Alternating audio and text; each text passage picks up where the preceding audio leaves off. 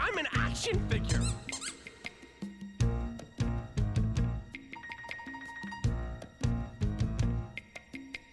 In creating Hercules, the Disney artists really went from zero to hero. Starting with blank pages, they produced lots and lots of artwork to bring to the screen an adventure of mythic proportions, set in amazing places with a cast of fantastic characters. Before you start making an animated movie, you have to decide what it's going to look like. The Disney artists started by creating hundreds of pieces of concept art, all to help the movie makers decide just how to portray Hercules and his world. The Disney artists decided they wanted to make their Hercules fun and cartoony. They even invited a world-famous British cartoonist named Gerald Scarfe to help design the movie. Let's look at some of the ideas he came up with. Here is Gerald's drawing of the Muses, and of Pain and Panic. This is what he thought Phil should look like. And here's one of his ideas for Hercules himself.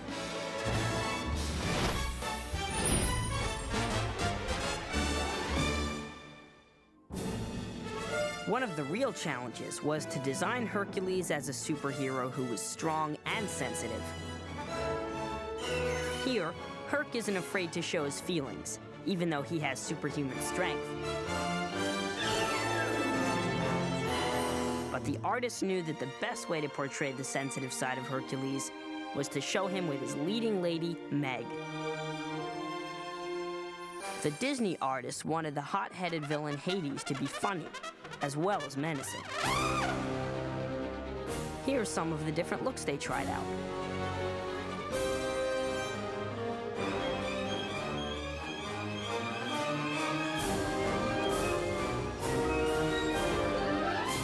Since the original Hercules myths came from ancient Greece, the artists wanted to include elements of Greek art in their designs.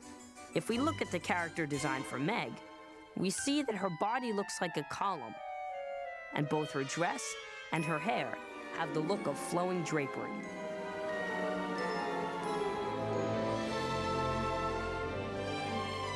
As they did with the characters, the artists included shapes and lines from Greek art in the world of Hercules, as seen here on this vase.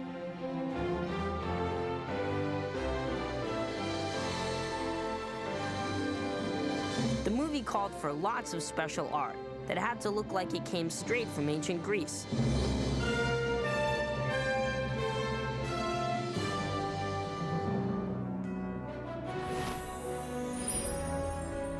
Greek myths and Grecian art also affected the creation of Mount Olympus and the gods who lived there.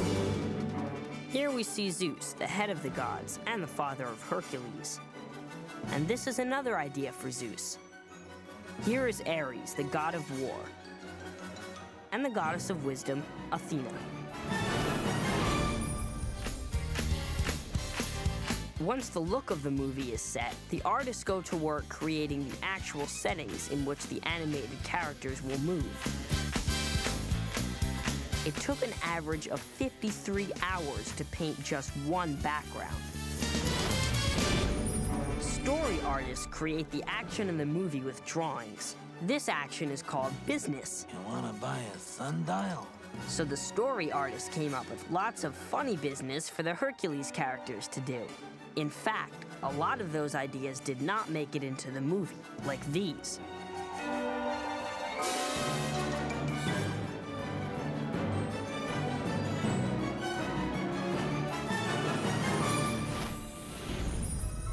To tell the story of Hercules, the artists made comic strip-like sketches that became storyboards.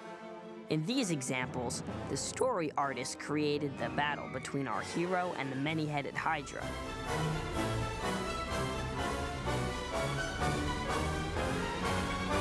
Here's how this scene looks in the finished film.